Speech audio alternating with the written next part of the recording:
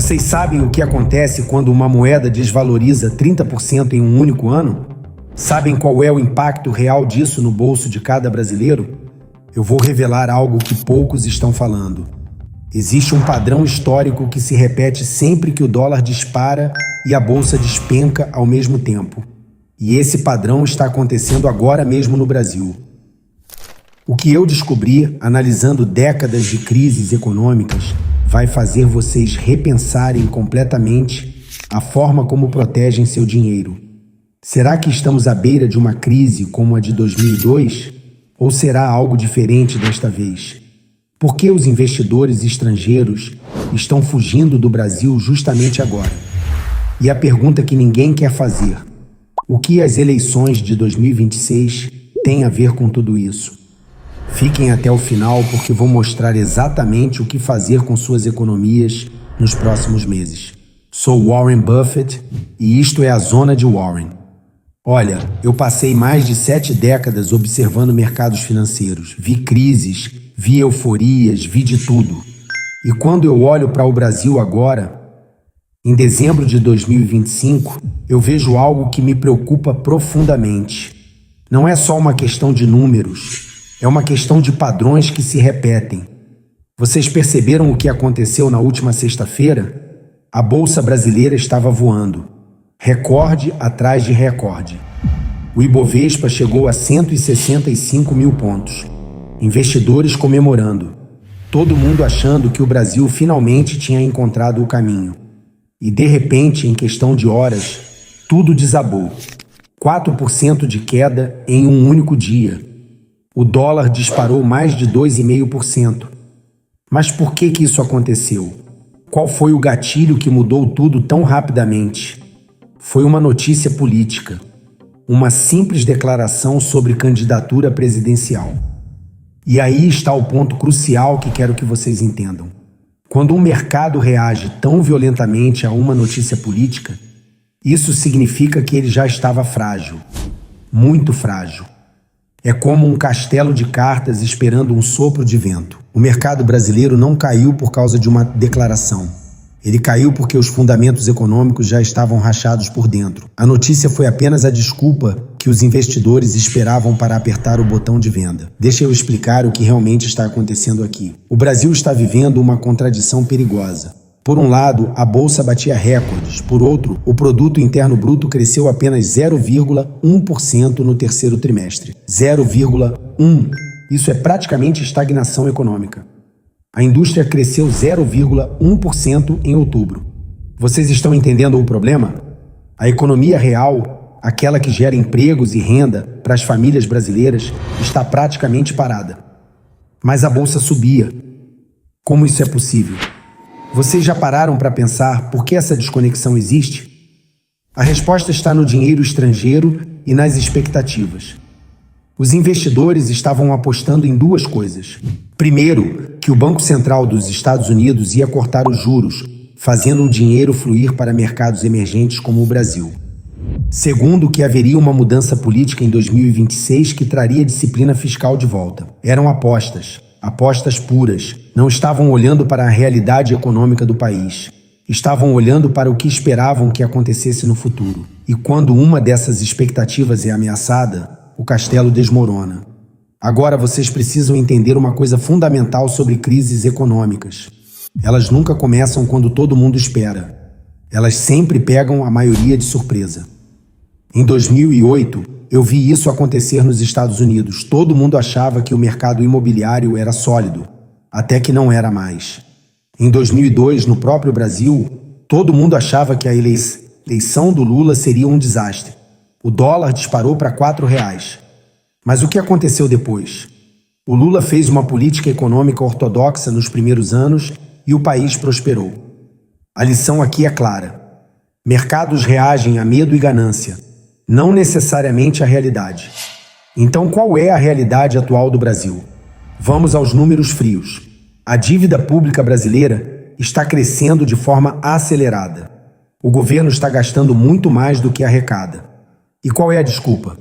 Programas sociais, crescimento econômico.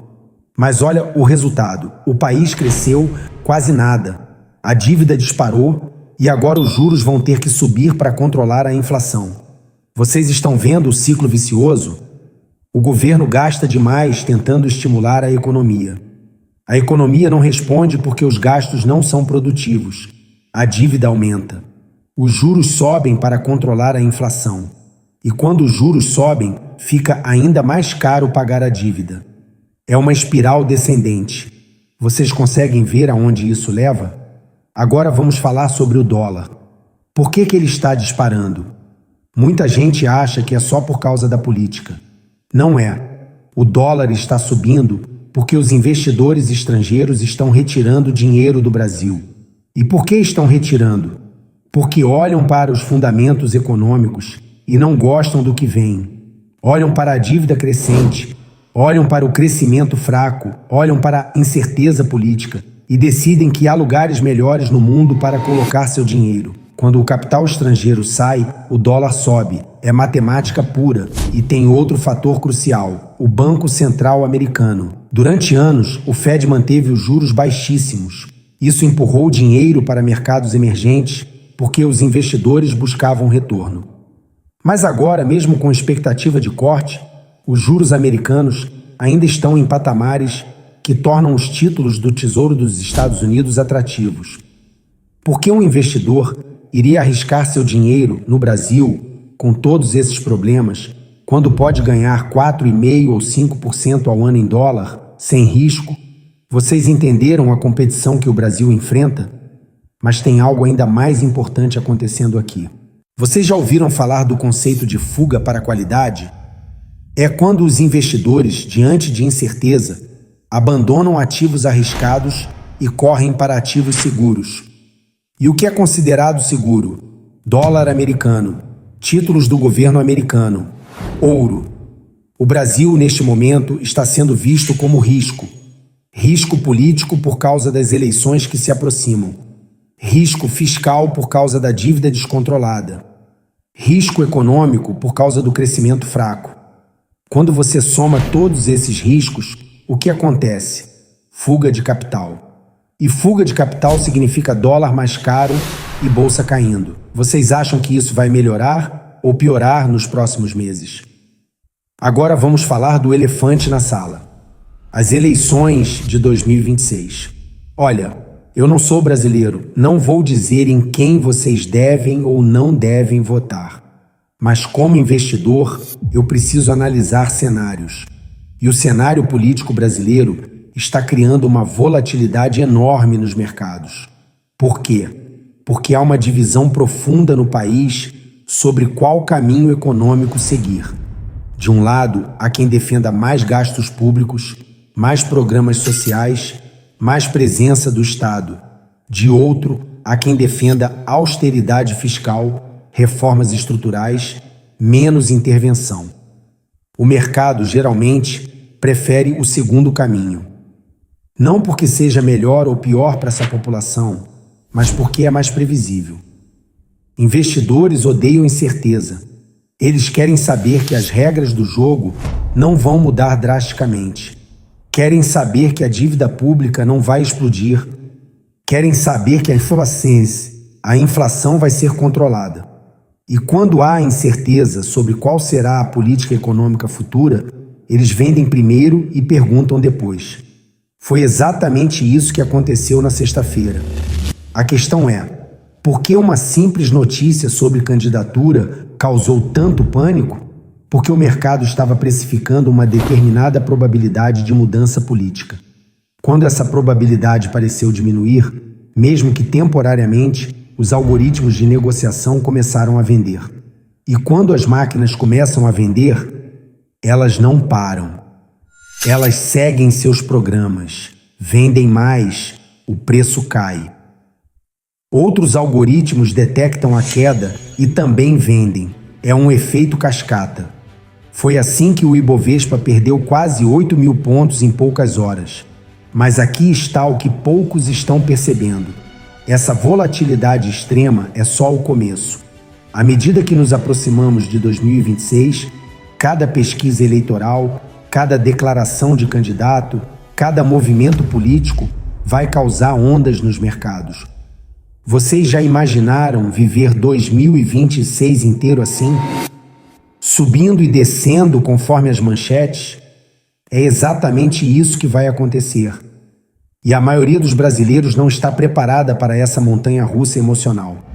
Vão vender nos fundos e comprar nos topos. Vão fazer exatamente o oposto do que deveriam fazer.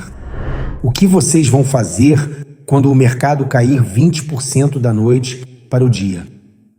Agora deixa eu falar sobre algo que me preocupa. Ainda mais a situação fiscal do Brasil. Olha, eu sempre digo que você pode enganar muita gente por muito tempo, mas não pode enganar os números. E os números do Brasil estão gritando. A dívida pública está em trajetória explosiva. Já passou de 75% do PIB e continua subindo. Vocês sabem o que acontece quando a dívida de um país fica muito alta? O mercado começa a cobrar prêmios de risco cada vez maiores. Ou seja, fica mais caro para o governo se financiar. E quando fica mais caro se financiar, mais difícil fica controlar a dívida. É uma bola de neve.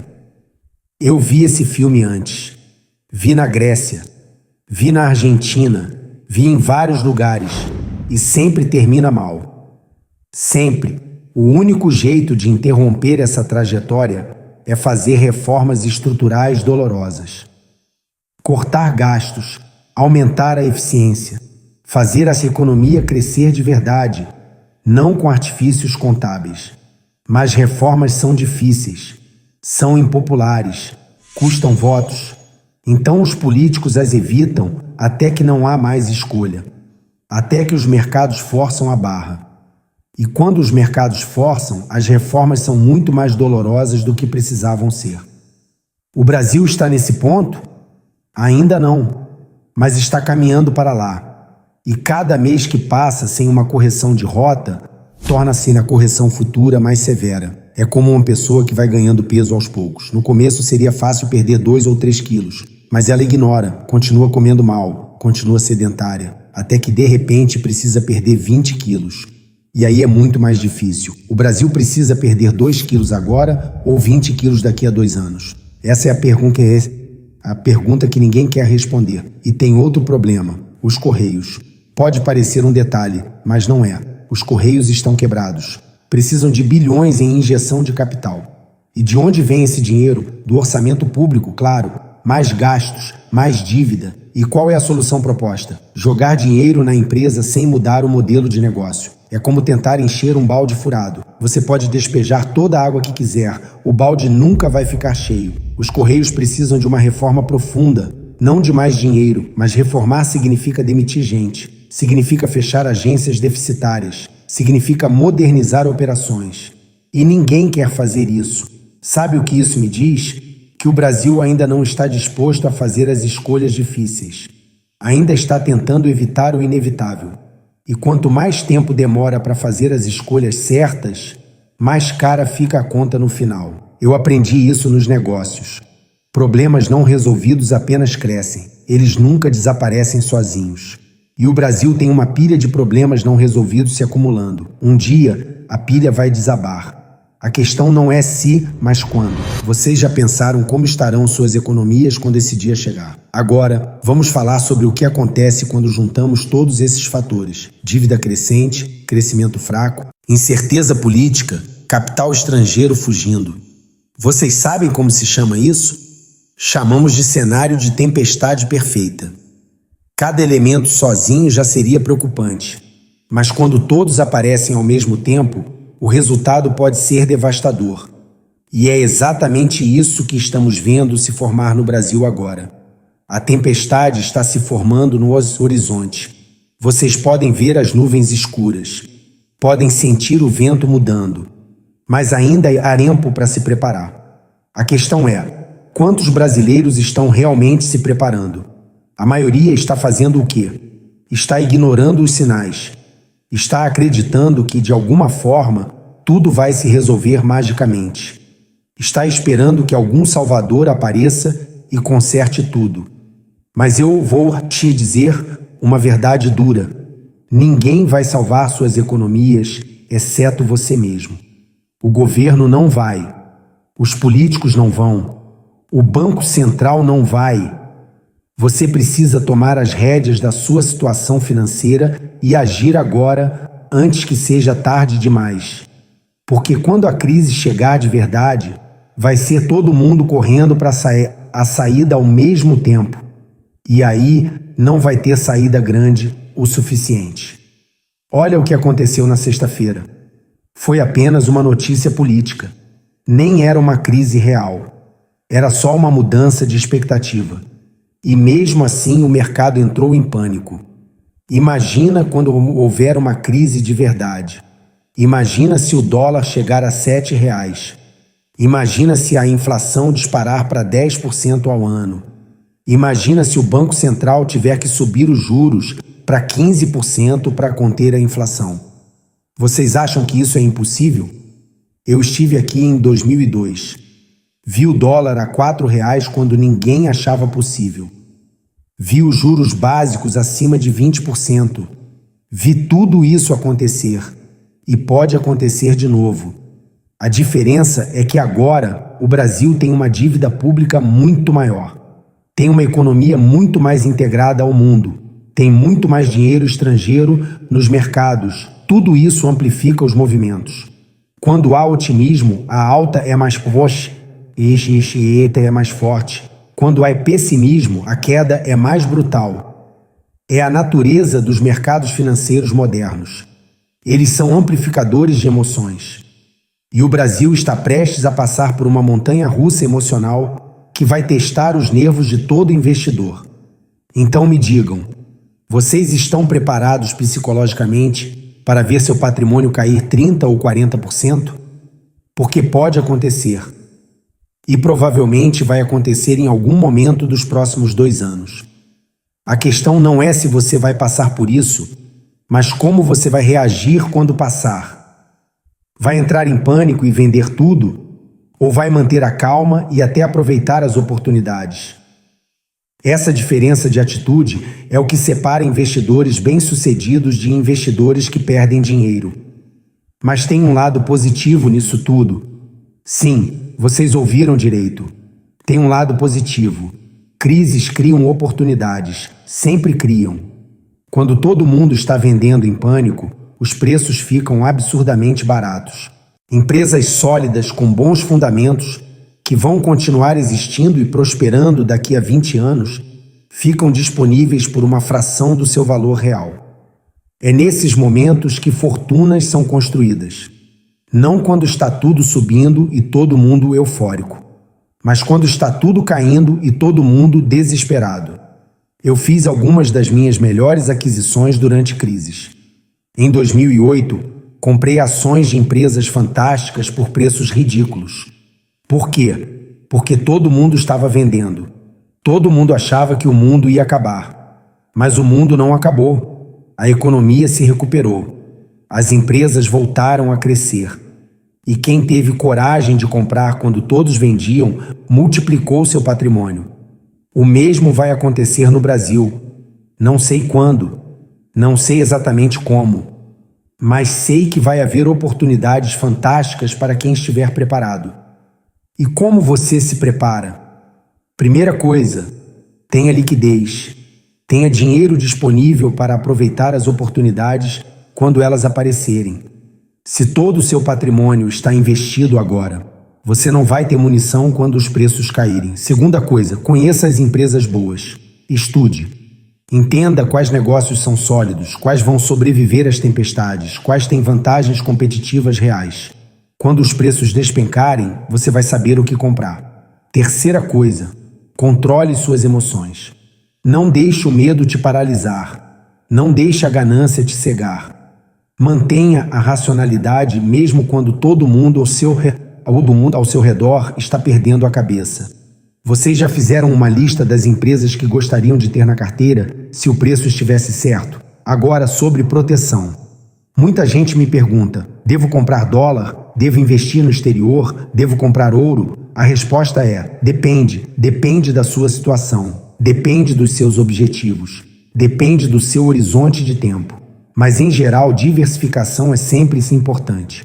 Não ponha todos os ovos na mesma cesta. Se você tem tudo em reais, está exposto ao risco cambial. Se o real desvalorizar, você perde poder de compra. Ter uma parte em dólar ou em ativos internacionais é uma forma de seguro. Mas atenção, comprar dólar a R$ 5,5 porque está com medo não é estratégia, é pânico. O ideal é ter sempre uma parte em moeda forte, independente do momento.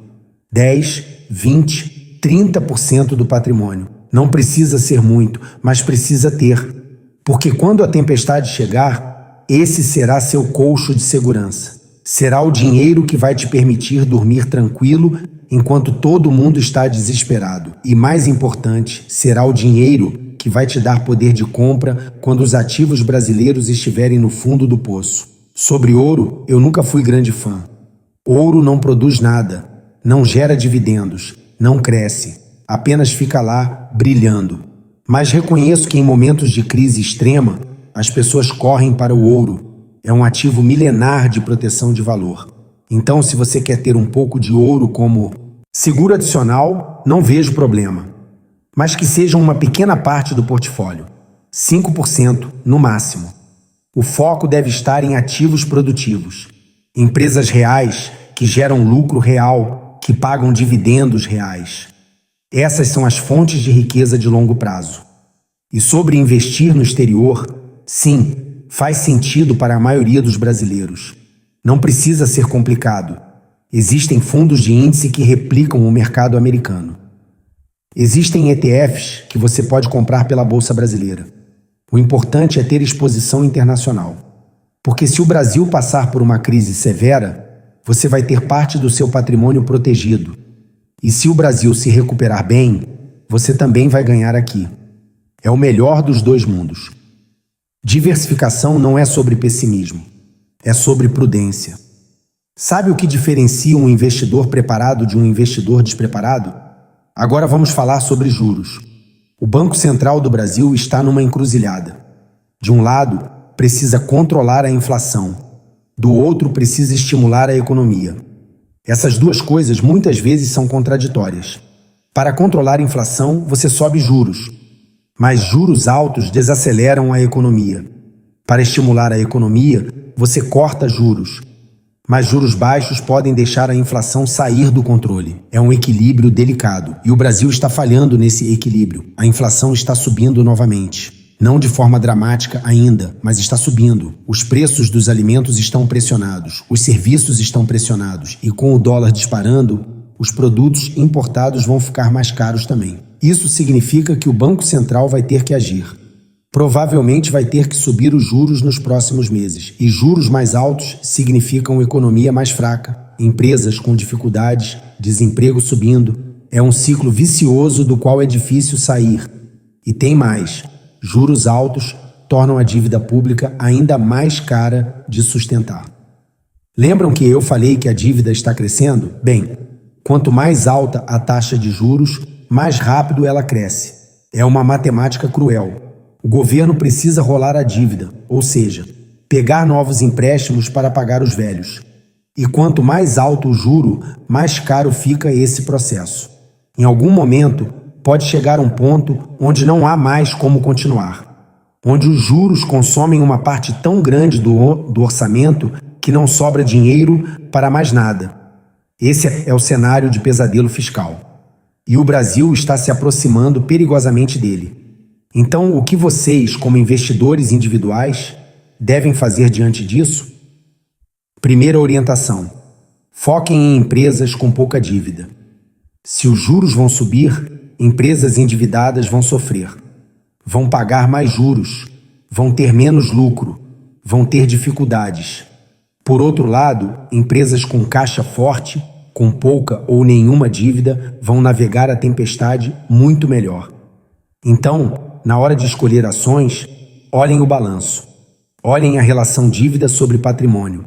Prefiram empresas sólidas financeiramente. Segunda orientação: cuidado com títulos de renda fixa de empresas. Muita gente acha que título de empresa é seguro porque paga juros. Mas se a empresa quebrar, você perde tudo. E em momentos de crise, quebras aumentam. Então, se você vai investir em renda fixa corporativa, escolha apenas as empresas mais sólidas, as com rating alto, as que têm histórico comprovado. Não corra risco desnecessário por 1 ou 2 pontos percentuais a mais de retorno. Não vale a pena. Terceira orientação: Tesouro Direto é seu amigo. Nos momentos de incerteza, ter uma parte do patrimônio em títulos públicos federais é prudente. Sim, o governo brasileiro tem problemas. Sim, a dívida está crescendo.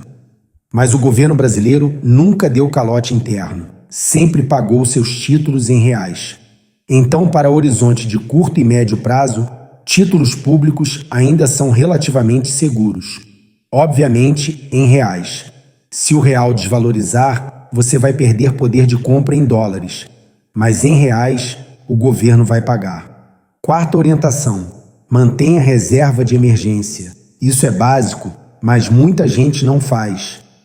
Você precisa ter pelo menos 6 meses de despesas guardados em aplicações líquidas. Poupança, CDB de liquidez diária, Tesouro Selic. Alguma coisa que você possa sacar imediatamente se precisar. Porque em momentos de crise, imprevistos acontecem, desemprego aumenta. Negócios sofrem, você precisa ter um colchão financeiro. Sem isso, você vai ser forçado a vender investimentos no pior momento possível, justamente quando eles estão baratos. Não cometa esse erro. Se vocês tivessem que escolher apenas uma coisa para fazer agora, qual seria? E agora vamos falar da parte mais importante: mentalidade. Olha, eu passei por muitas crises na minha vida. Vi mercados caírem 50%, 60%, 70%. Vi pânicos, vi desespero coletivo. E aprendi uma coisa fundamental: mercados sempre se recuperam. Sempre. Pode demorar, pode ser doloroso, mas eles sempre voltam. A humanidade continua progredindo. As empresas continuam produzindo. A vida continua. E quando a vida continua, os mercados eventualmente refletem isso. Então, a pior coisa que você pode fazer é entrar em pânico e vender tudo quando os preços estão caindo. Porque quando você vende em pânico, você transforma uma perda no papel em uma perda real. Você cristaliza o prejuízo. E aí, quando o mercado se recupera, você não está mais lá para aproveitar. Você ficou de fora justamente na fase de recuperação, que é quando se ganha dinheiro. É a pior estratégia possível. Mas é exatamente o que a maioria das pessoas faz. Por quê? Porque somos humanos, temos emoções, sentimos medo. E o medo é um péssimo conselheiro para decisões financeiras. O medo te faz agir no momento errado, da forma errada. Por isso eu sempre digo: invista apenas o dinheiro que você não vai precisar pelos próximos 5, 10 anos. Assim, quando os mercados caírem, você pode simplesmente ignorar a volatilidade. Pode deixar o tempo trabalhar a seu favor. Porque no longo prazo, as empresas boas sempre se valorizam. Sempre. É só uma questão de ter paciência e disciplina. Mas eu sei que isso é fácil falar e difícil fazer. Quando você vê seu patrimônio encolher 20%, 30%, é muito difícil manter a calma. Por isso a preparação psicológica é tão importante. Você precisa saber, antes da crise chegar, como você vai reagir. Precisa ter um plano. Precisa ter definido para si mesmo: quando o mercado cair X%, eu vou fazer Y. Ter esse plano pronto evita que você tome decisões emocionais no calor do momento. É como um piloto de avião que treina exaustivamente para emergências. Quando a emergência real acontece, ele age no automático, executando o que foi treinado. Não entra em pânico. Você já pensou qual seria seu plano de ação se a bolsa cair 40% amanhã? Agora, vamos ser práticos. O que esperar para 2026? Primeiro, mais volatilidade. Muito mais. Cada pesquisa eleitoral vai mover os mercados. Cada declaração de candidato vai causar ondas. Acostumem-se. Vai ser uma montanha-russa o ano inteiro. Segundo, dólar provavelmente vai continuar pressionado. Pode chegar a R$6. Talvez até mais, dependendo de como as coisas evoluírem. Terceiro, Banco Central vai ter que subir juros. A inflação não vai deixar outra escolha. Isso vai pressionar ainda mais a economia e as empresas. Quarto, vamos ver um aumento de falências e recuperações judiciais. Empresas que estavam mal administradas, empresas que têm muita dívida, empresas que dependem de consumo aquecido vão sofrer. Algumas vão quebrar, outras vão precisar se reestruturar. Isso é normal em ciclos econômicos. É uma limpeza necessária. As empresas fracas saem, as fortes ficam mais fortes. Quinto, pode haver um rally de recuperação em algum momento. Quando? Não sei. Talvez depois das eleições, se houver clareza sobre o futuro. Talvez antes, se o Fed realmente cortar muito os juros americanos. Os mercados são imprevisíveis no curto prazo. Mas aqui está o mais importante.